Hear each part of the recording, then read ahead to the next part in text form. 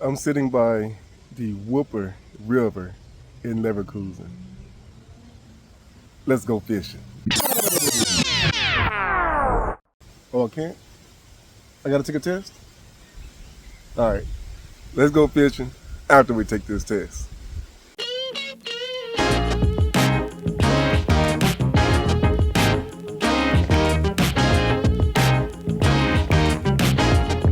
Hey everybody, this is Justin from Justin in Germany.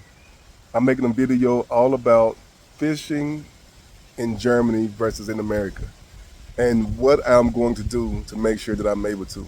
So, a couple of weeks ago, everyone know I was in America. I went to visit my family and I got to see my daughter Brooklyn graduate. But I did a lot of things for myself as well.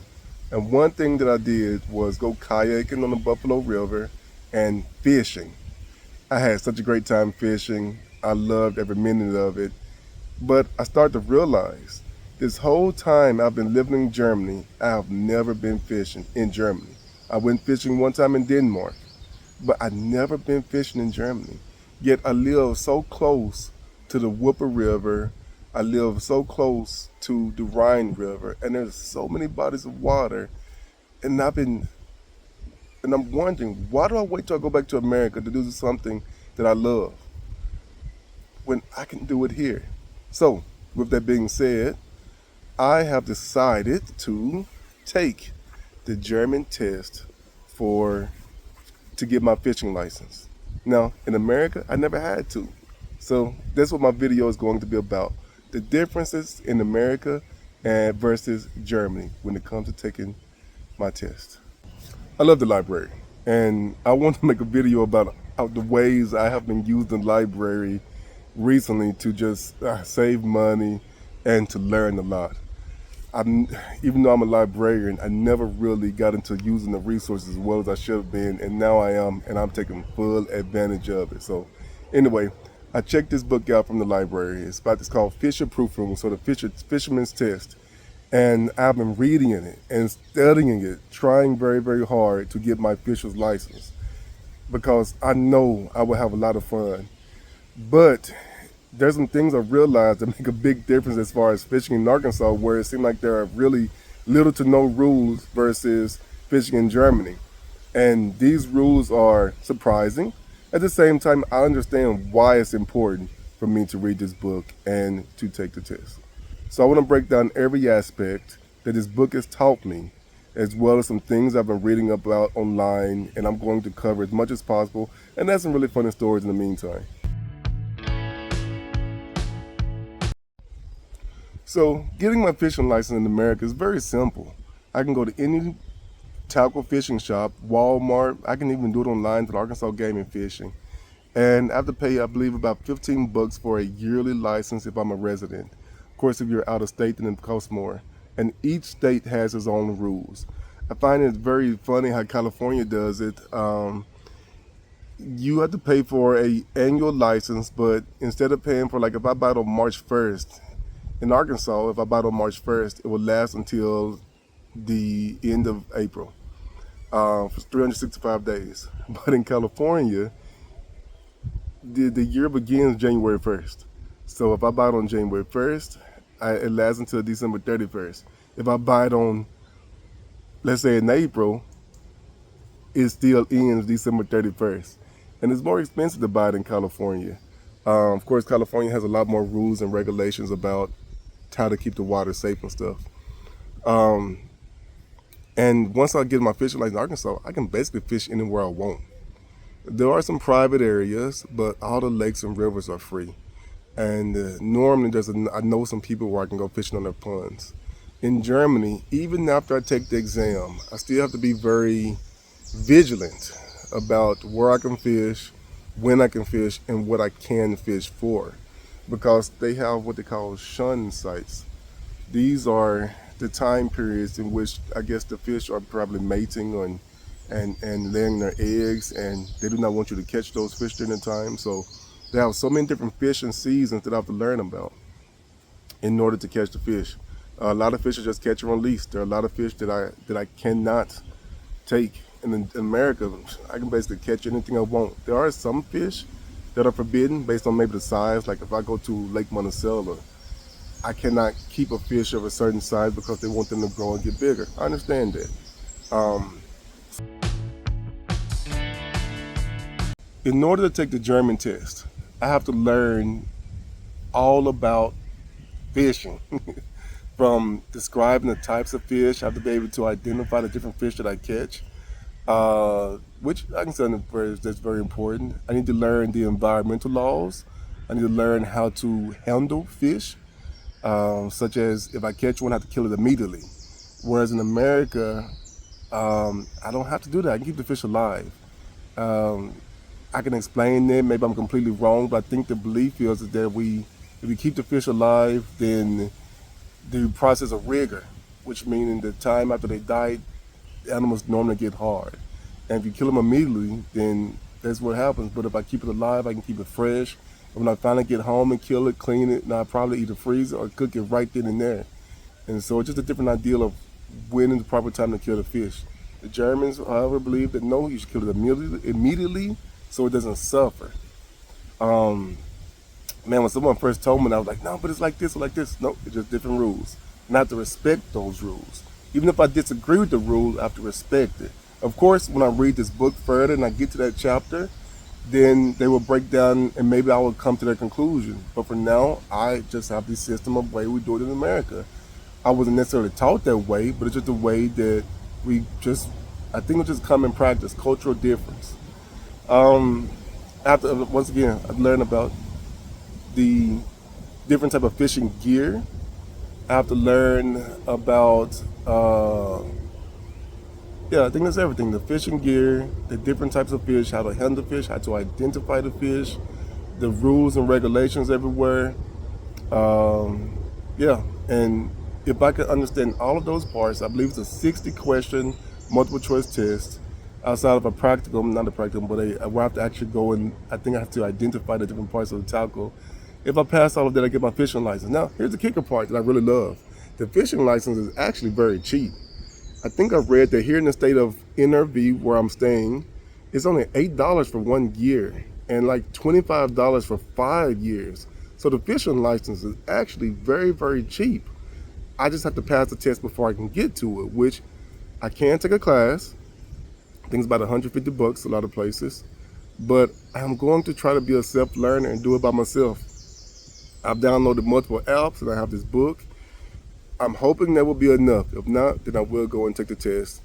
I think the test itself is only 50 bucks. So let's see what happens. So going back to when and where I can fish. So like I said, in Arkansas, there is everywhere. Man, my favorite place to fish in Arkansas is Eagle Lake. My second place is to fish is Lake Ouachita in the Hot Springs area. But my brother has been giving me the updates on where he enjoys fishing now, and that is Lake Monticello. They have just restocked the place, and he talking about you can catch some big bass. Matter of fact, there's a picture of it right there. He loves it out there right now. In Germany, my place I hope to fish in is the Whooper River. Now I've heard they used to dump chemicals in it, but I think it's safe to fish in it again. And it's very exciting to think about that because I live so close to it. In Leichlingen, I saw signs when I walked by the Whooper of the different types of fish that will be located in this river or should be located in this river. And I'm excited because I've never caught these fish before. I've heard of these fish in a video game called Legend of the River King that I used to play on my Game Boy. And so I've heard of these fish, but to now to catch them, man, that's going to be very exciting. So there is a rule in Germany about the number of fishing poles you can have. You can only have 1 or 2 fishing poles when you go fishing. You have to kill a fish immediately, as I stated before. And there are some things that you just can't do. I think in NRV where I'm staying, you cannot spear fish. There are some places that do not allow any live bait, if I have that correctly. And there are some places where you can use live bait, but no minnows, no live fish. The fish have to be killed immediately. But you can use a worm. And I will have to look up where that's possible, but that's crazy because I think about my grandma. My grandma loved to fish. My grandma is probably the best fisherman that ever existed, at least with a cane pole.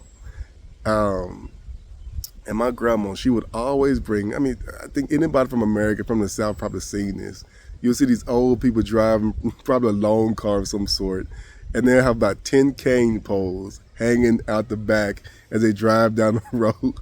My grandma only used cane poles. People use reels, people bought her reels and stuff, but she never used them. She would always stick to her cane pole. And man, she would have like 5 going at one time. She'd put 3 in the water, hold 2 in the hand, and she'd just pick them up, bloop, bloop, bloop, she'll get a fish. So she would have a hard time in Germany. But that's the difference though. And I would talk about that. In America, people do fish recreationally. But a lot of times people fish because they plan on eating that food tonight. And so they're trying to catch as many fish as possible.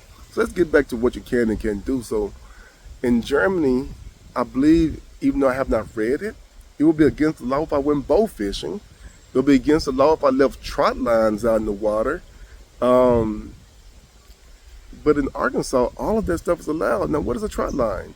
A trot line is basically where I can just have this automatic reel thing, and I'll show a picture of it, where I can just put some bait on this line, leave it in the water, and then put a bell to it, and when it cling, bling, bling, bling, bling, a fish is on it, hopefully it'll reel itself in, I can catch it. Man, I've even seen people that will connect with empty plastic jugs, or empty cans, bottles, put the lid on it so air be into it, so it floats on top of the water. And they'll hook up a string to it and a hook to it, and then put bait on it that way, and just leave it in the water. And then they'll go walking down a river, maybe come back an hour later, and if a fish is caught, you can see the bottle going around the water in circles, with a fish attached to it, and then just go get it, they'll pull it out the water, and boom, they'll have a fish. And that's, man, but these people are fishing, not just for the sport of fishing. They are fishing, hoping to feed their families that night and for the next week or so. And I think in Germany, I'm pretty sure people that catch fish are also there to enjoy it, but because of the rules and regulations and all of the different times to throw the fish back, it's more of a acquired taste. Whereas for my grandma, when she was fishing with 5 fishing poles, she was expecting to feed 10 kids. She was hoping to feed the community, right? Back in the day, I remember we had a system where whoever went fishing, you could eat your fish. And then the next group, if you did not go fishing, then you either had to clean the fish or you had to cook the fish. But if you didn't do one of those 3 things and you weren't a little kid or an older person, you didn't eat. So if you want to partake in this fish, this party or whatever, this cookout, then you had to somehow take part in it. And man, we would all go fishing and we'll catch fish. Now, another funny story, if I get back to it. My grandpa, he did use rod and reels. He was the first one that I know to ever try to catch fish on the lures. And then my uncle Hunter was the second person. I know there was other people I filmed it, but these are the top 2. But it's funny though, when Papa went fishing, he would come back with maybe 2 or 3 fish that he caught in the lures. My grandma would have 20. And the same with Uncle Hunter. He would go fish in his boat, and he would try to have this fancy equipment, and he might catch 5. But he's going after trophies, of course. But my Aunt Teen, she would have a bucket full, and we would throw down a lot of brim, a lot of bass, sometimes catfish, and we would go to town eating that food.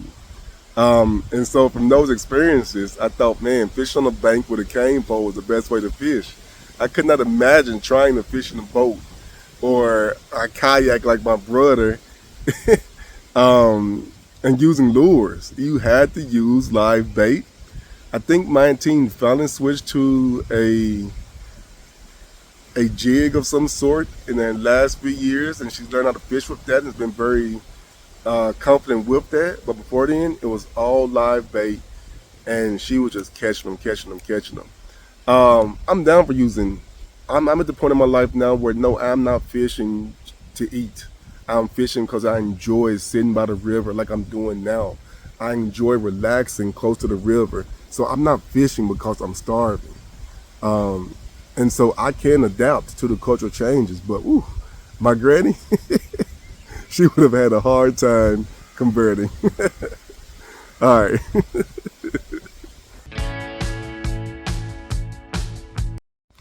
You know, if I could ever make this a big thing, and I hope to, but I would love for people to experience both of my worlds, right? Because I love the Arkansas world and I love the German world, the NRV world that I'm currently living in. But I would love to one day take people from Arkansas and bring them here so they can experience the way fishing is and maybe catch some of the different types of fish that we don't have in the waters in Arkansas. At the same time, I would love to take some people back to Arkansas and take them to see how we fish there and to catch a big catfish, right? To catch a huge gar. Now we have pikes here in Germany and we have pikes in America. I wonder how they taste. I never ate a pike here in Germany. So when I finally do catch one, I can tell you if they taste differently. But I would then love for people here to go back and like, man, this is how a pike tastes there. This is how a catfish tastes there. Matter of fact, I tell people all the time, if you go back to Arkansas, if you ever go to America and you find a Creole restaurant or a Southern cuisine restaurant, you have to eat the catfish. Whenever I come back to Arkansas, I have to get me some fried catfish. The two sides I got this time was onion rings and potato salad, but you see I had to run through the potato salad. My brother Leon got coleslaw and some baked beans. Yes. And a double portion of fish. Hey, I never know when I'm going to get it again. I never know. Every time I come back to Arkansas, I have to get raised. Last time, I was a little bit disappointed. We were both disappointed. Yeah, we were both disappointed. I came here and I'm like, oh my God, it's going to be so great. And it wasn't. This time, I think it's pretty good. Okay. Yeah, because that's the thing. Like, Leon lives in America still, but he lives in another part of America. He lives in Nebraska, and he just can't find certain things there. And same as in Germany. I love the German food, but this is just one thing I have not been able to find in Germany.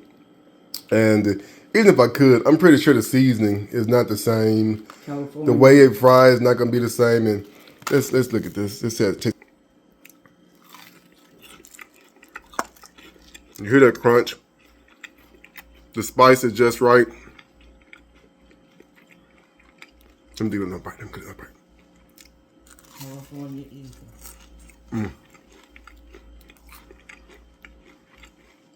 If you're ever in the South, now raised catfish is really good. I'm not gonna say you have to eat catfish when you come to the South because you might go to a restaurant, they might have it on the menu. I can't guarantee it's gonna be good. But if you go to raised at a certain time, I can almost guarantee you will enjoy it. Try some fried catfish. Try some grilled blackened catfish, or try some of this stuff. You will love it if it's done right. I went back and I had to get some catfish, and it was delicious. I can't get that here.